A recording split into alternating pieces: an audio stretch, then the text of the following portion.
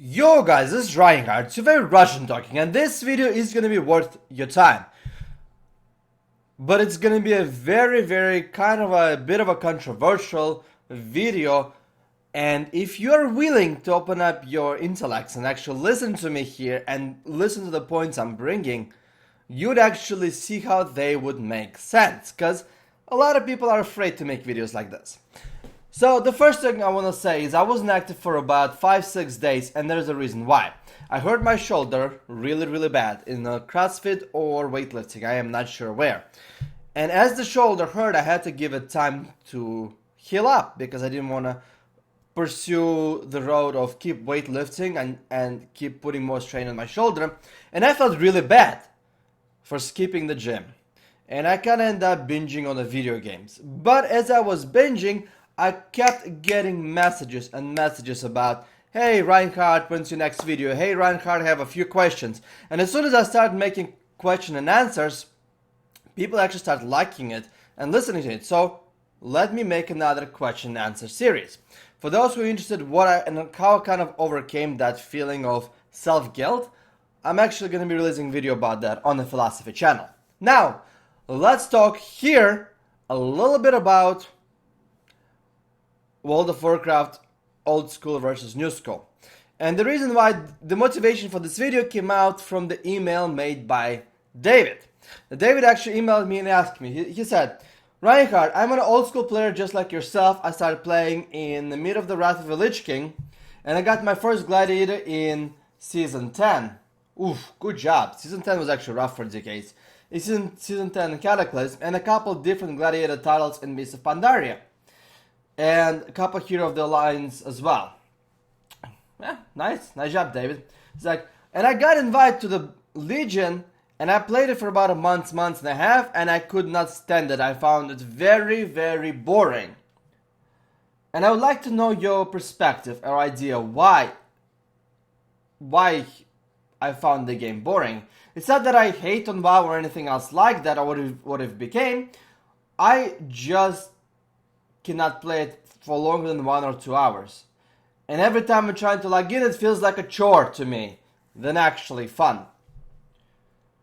Well, David, this is going to be my perspective, and we're going to be tapping into the different video games. We're going to be tapping into the Diablo 2 versus Diablo 3 video games, into this game right here, which is called Age of Conan, and as a just example of old school gaming and the complexity and what was hooking us back then, and why it was a good model and it should have been changed.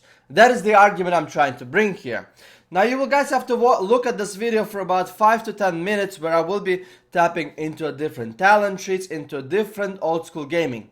For those people who actually never played Wrath of the Lich King or Cataclysm and don't know what the old school talent trees are, this video will you find it interesting from a nerd analysis perspective. And for those people who did the old school game and loved the old school or didn't love that, this is probably going to be a good refresher for you as well. So let's get started, because this is actually going to be a very fun video. So as right over here, I'm opening a Death Knight talent tree. And this is the spec that was probably one of the most popular when it comes to Arena of Unholy Death Knights. It kind of capitalized on a lot of death coil damage moving into Season 8 of Wrath of the Lich King. But in Season 7, the build was a little bit different, and the build was actually around it. This is, by the way, this is the first initial talent tree. The talents actually got evolved. Like Black Eyes, now it didn't increase the frost damage by 30%, it was increased both frost and shadow damage by 10%. This subversion was increasing the Scourge Strike damage critical chance as well. So the two different talents, in Season 7, before the Scourge Strike went from full shadow to this bad version of physical and half the shadow combined, we used to spec into the Scourge Strike. After that, we start speccing more into the death coil damage. Now, there's two different variations you can run. You can run this. Some people run the melee spec if they had a good amount. If they had actually Shadowmourne, there was a specifically different spec for Shadowmourne where you would want to go with the Necrosis and Blood Cake Blade, and you would want to go with the improved Icy Touch and Icy Talons. Like, legitimately, people were running this as well. Some people like to run with the Desolation for the extra damage. It's when you use the Blood Strike. Some people like to run more like a disease-oriented spec via Wandering Plague. But the complexity and the difference of the specs was absolutely ginormous here. Like, for example, here you get lots of utility out of these 2 points, but you don't have to go into those utilities. You could tactically go into Subversion and just go with the Bladed Armor afterwards and take off a few points here. Like, the amount of flexibility you could have had Hybrid all the way just to Ebon Plague Fever, which some people did, and then they would go into the Blood for the Hard Strike. And it was kind of this hybrid build that was just this amazing dueling concept. But the amount of, I guess, hybridization and the amount of different diversity of the specs you could have created here was appalling. On top of the rotation was a lot more complex, and we're going to touch the rotation a little bit later on. So, Wrath of the Lich King came up in November of 2008. And this game, Age of Conan, came out in May 2008. Why do I have this as an example? My Necromancer is only level 23. I played it for a couple days. But I love the class, I love the concept, and I love this so much more than Affliction Warlock or a Shadow Priest that I played in WoW lately. And there is a reasons why. It's because the idea and the thought-provoking rotation and the gameplay usually evolves around us getting better at the specific class. And the more it takes time to get better at the class, the more commitment we put into the class itself in terms of design perspective, the more rewarded do we feel, and the more what we do is the more addicted to the game we become. I was a lot more addicted to World of Warcraft back in Wrath of the Lich King, Cataclysm, to some extent Mists of Pandaria, but Wrath of the Lich King Cataclysm, than I'm addicted to the game now. Because it's kind of just boring. Now, I get that, why the company is going this route. If you look at the World of Warcraft, let's see. Majority of WoW players did not hit max level. Do you know that the majority of the people who actually play World of Warcraft, not a majority, but there's a good amount that never hit the maximum level. They don't care about the maximum level. They just want to run around, kill a bunch of people, smell some flowers, and have a great time. When I went to BlizzCon, I met a few WoW players there, and this is what the girl did. Oh yeah, I'm just sipping my wine, and I'm just playing my Feral Druid. I'm just flying around Agrimar and just chatting with people. Like, legitimately, she used the game from a chatting standpoint and the standpoint of communication. And just relaxing, sipping my wine, and just playing the game.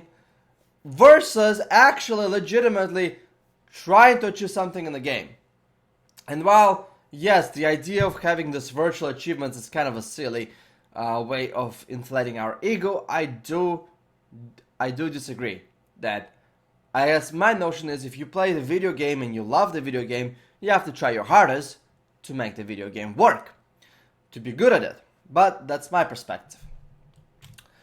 So what I am leaning towards that is that Wrath of the Lich King had the most amount of subscribers possible. It was the highest peak of World of Warcraft, and it had one of the most complexity driven classes in the game. Period. And I'll talk to you about the Death Knight difference in rotations between Wrath of the Lich King and how it degraded towards the Legion. There will be time. But before that, I would like you guys to show you this class. So this class, this game, right? It has the same level of complexity Wrath of the Lich King had. Do you see this talent tree? So my Necromancer can have two different specs. One is pet, one is spell, damage. Now here it's a little bit different. The pets, you have about 5 to 6 different pets to choose from. And whichever pets and the way you want to augment. Do you want to augment your pets from your dot damage, from your straight up magical damage? Do you want to actually gimp your own damage to further your pet damage? Here for the magical, do you want to be focusing more on unholy damage or dark damage or shadow damage? Or do you want to focus more on the frost damage? Yes, there's a frost damage components here. So that's just a one side of the talent tree, and this is kind of a regular progress. Then there's alternate advancement, where you can, do you wanna put into some of the PvP defining points, like for example, stagger resistance, stun resistance, and then as you go along you get a couple of different spells here and everything else. Do you want to put more talent points into actually getting stronger as a caster, or do you want to put talents more into just kind of this weird-ass, awesome different spells? Grant a spell that removes all target, like, there's a different, like, I'm actually still trying to figure out how the class works, and that usually doesn't happen to me. It happened to me back in the day in the Wrath of the Lich King as well, when I was looking at this humongous talent tree and I was trying to find the relatively decent direction. I mean, if you look at this, technically, this spec right over here, this is ridiculous. Like, you can go with the Death Coil build, you can go with the melee build, you can go with the disease build here. You can go with, like, depending on which gear, the armor penetration levels you can have. There's just so much different complexity into this. Put into this game. It's, back in the Wrath of the Lich King, it was ridiculous.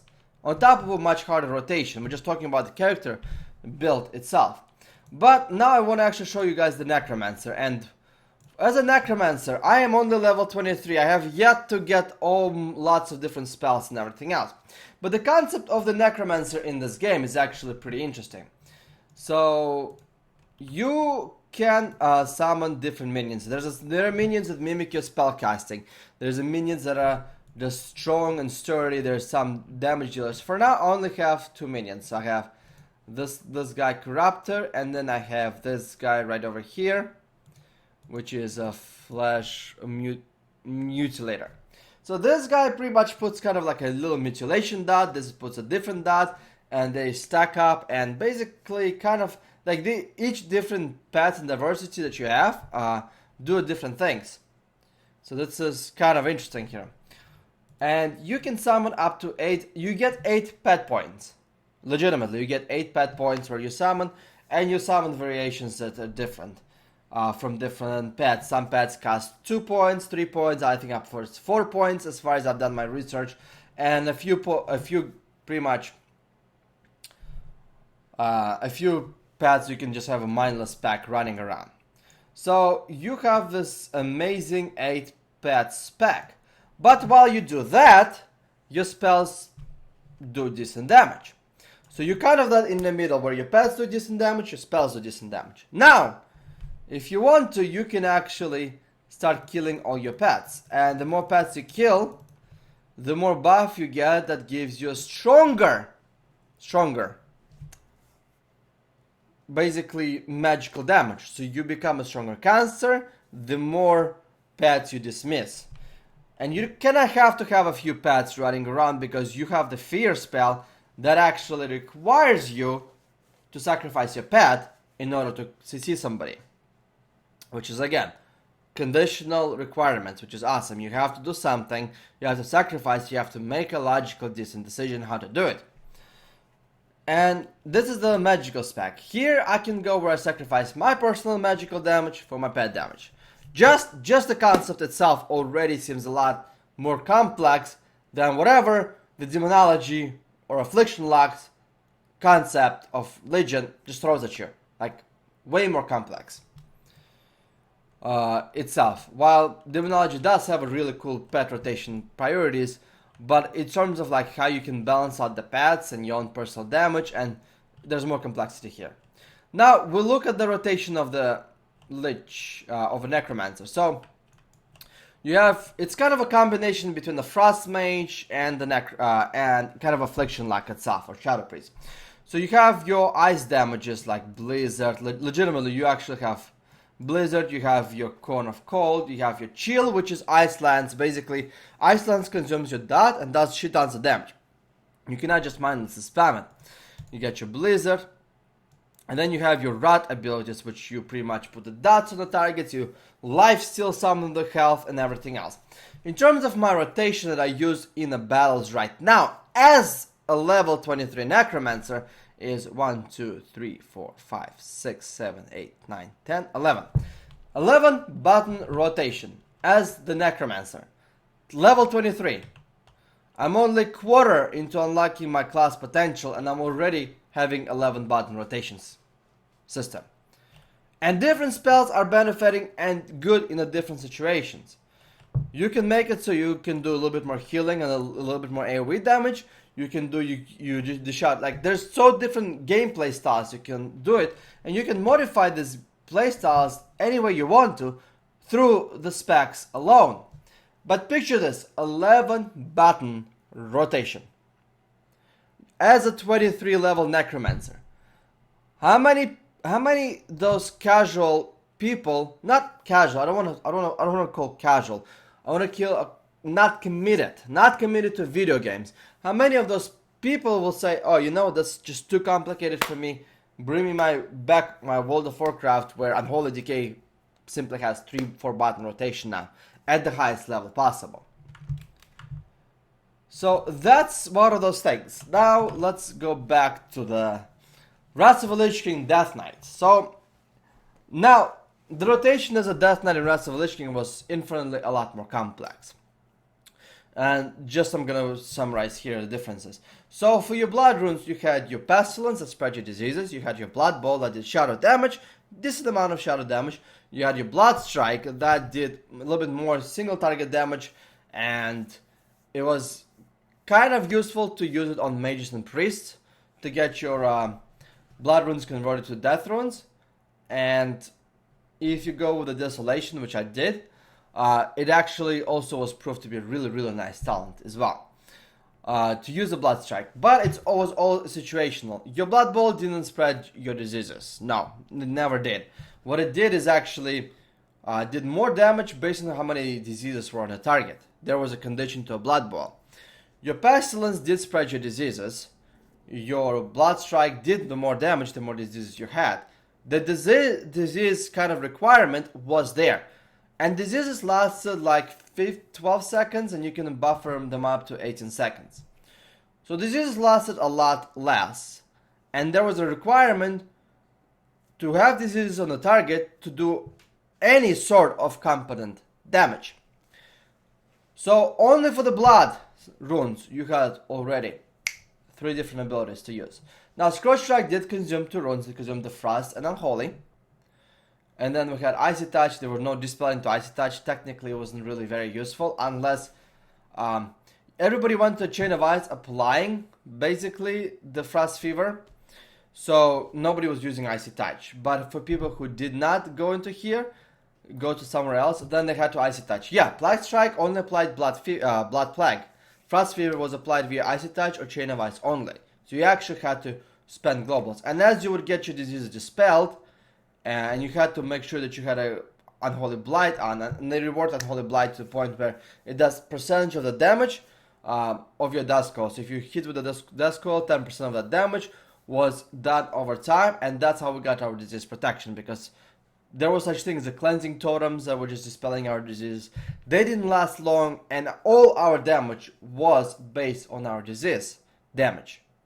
So if you go against the healers who knew how to dispel properly, you had to know how to have the Unholy Blight uptime as much as possible to get the diseases going, so you can have a lot of your damage stacked up. So now, for the Frost runes, because Crush Strike required the Frost runes, using a Chain of Ice was actually a thought put into it. The more Chain of Ice you used, the infinitely a lot less Crush Strikes you're gonna make. And the Crush Strikes were actually one of the main damage dealing for us until the Season 8. And Season 8 kind of changed because Crush Strike got nerfed, but it was still people were using it. But at the same time, if you look at this, Chain of Ice had a thought because you legitimately gimped your damage by a lot because you needed those Frost runes to do damage.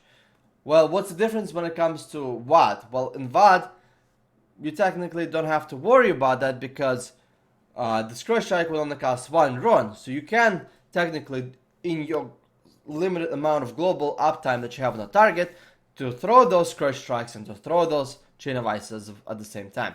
Now we go into Legion, and in Legion there's no Blood Bowl, there's no disease extra damage requirement, disease presence on a target to do extra diseases, to do extra damage. All the runes became the same. All the rune rotation complexity just got killed. And you can spam Outbreak, and it's just one disease to apply on a target, and you just spam it through multiple targets, and that's how they get infected. And then you also get encouraged to spam Outbreak via Pandemic Talent, just so you can have this huge area effect damage. It's technically, though, Unholy Decay is kind of becoming more like a Frost Decays with a Howling Blast spam. It's ridiculous. While in the Wrath of the Lich King, we have this complexity where Death Strike, in order to heal with a Death Strike here, you had to have your diseases uptime. If you had 3 diseases on the target, you would have been healed 15% of your HP. However, the problem becomes here is actually very simple. You had to use both runes to apply the diseases, and then you had to use Death Strike, and the disease could have been dispelled.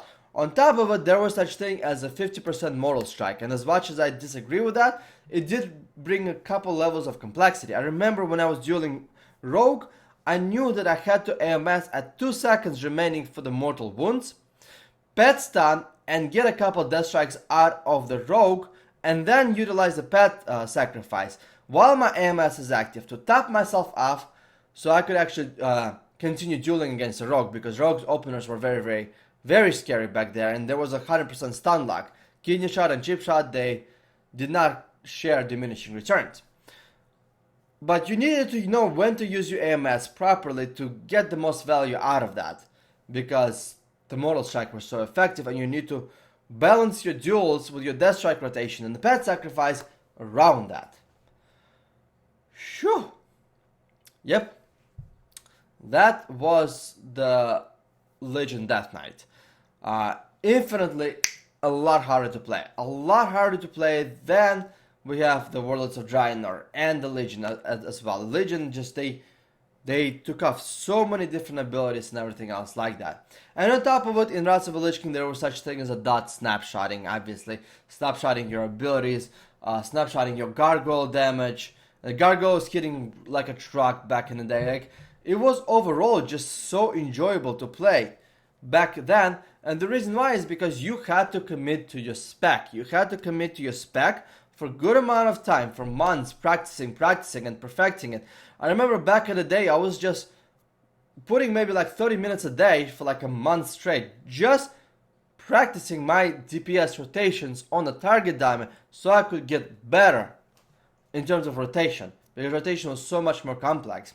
And when the rotation was so much more complex, basically what happened is when the two DPS just DPSing each other and they kind of clashing against each other, the DPS who pulls infinitely a lot more damage can force a lot more cooldowns before crowd controlling a healer.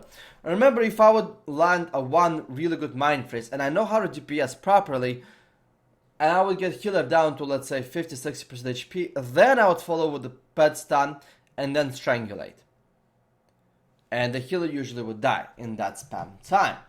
However, in Warlords of Draenor, I feel like everybody just using those stuns and everything else to get the target low first before they can actually kill her. And obviously, the gameplay style differed, but the rotational difficulty was a core example why a lot of people were addicted to playing that game. Because as you invest time and effort into your character, you get infinitely a lot more rewards. You get better. And as you get better at your character, as you get better in putting the effort into your character, as you get more rewarded, you get rewarded from the other players, calling you, you're freaking good at this game. My god, you're pulling so much DPS, we want you in our guild. We want to raid with you. One time there was this Dinkelberg, this kind of a bit of an abusive, narcissistic guildmaster that I was with. And I was raiding in Wrath of the Lich King. Loved raiding there too. And I'm like, you know what? Go F yourself. I'm done with you. And I'm just G-quitting. And my cousin follows me. We both G-quitted at that time. Week later, he messages me, whispers me, and pretty much gets on Ventrilo with me and begs me to come back because they could not even down Lich King 25-man normal mode without us. Because not many Mongoloids back in our guild that sucked guild leader's cock was able to survive through the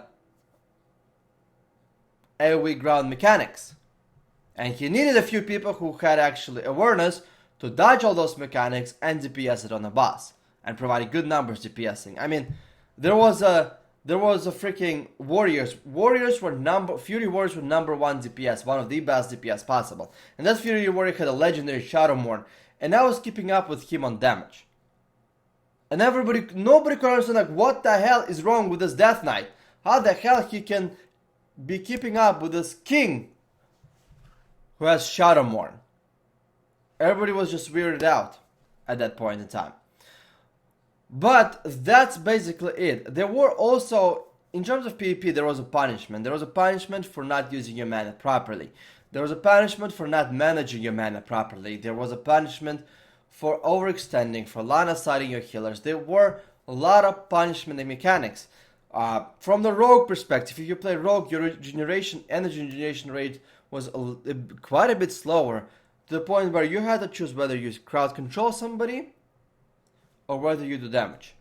There was always some sort of the cost associated with your rotation, with your gameplay style. And the more experience you get at the game, the better you become at the game, the more understanding you have of the game itself, the better you become at spotting those mini sacrifices, analyzing those in the middle of your rotation, understanding what you should be doing in a particular situation. And infinitely, the guy who got more experience playing this game was so much better than a newcomer coming in and trying to learn the class. And the guys who played, invested in their characters, invested into their gameplay style, were infinitely rewarded so much more for playing, for getting better. Now in Worlds of Draenor, and Mr. Pandari kind of started it, the Worlds of Draenor finished it, and the Legion is just a poor version kind of that. And I will be playing Legion, only for you, my friends. But in Legion, it's kind of the same thing. Like Death Knight lost 13 buttons when it comes to rotation, and all the runes became the same. So I'm looking at it and I'm like, well, what does actually legitimately separates me from a 2000 or 2200 rated Death Knight? And I'll tell you what separates me at this point in time. Maybe to some extent, some split decision making. There. Should have been stunned or something else. But at the same time, not much of a separation. The biggest thing that separates me from 2000 Death Knight, because we only have 4 buttons to press in our rotation, is my teammate. If I have a better teammate, I will win. And don't get me wrong, there is some complexity in Unholy Decays, but it's not really that much. Frost actually got a little bit more complex as well. But overall, again, the theme of the Legion is to make it easy access for the average person who cannot hit the max level. The problem with that is that the game just becomes boring.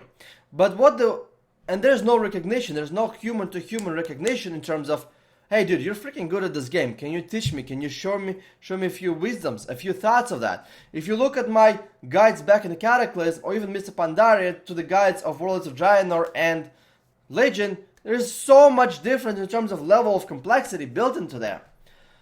But what World of Warcraft is trying to do, and that's what the Star Wars is doing, and I guess that's kind of what people try to do, is they try to masquerade that feeling that they won't still make you feel superior when you play a video game. Okay, what is a video game essentially? It's kind of a mini escape from reality. Let's be frank here. You wanna, like, if watching television is escape from reality, watching YouTube videos, this is mini escape from reality, because you want to be bombarded with something different, potentially to stimulate your intelligence, but at the same time, you want to kind of take a break from whatever you were doing in your real life. And I get that, and I understand that.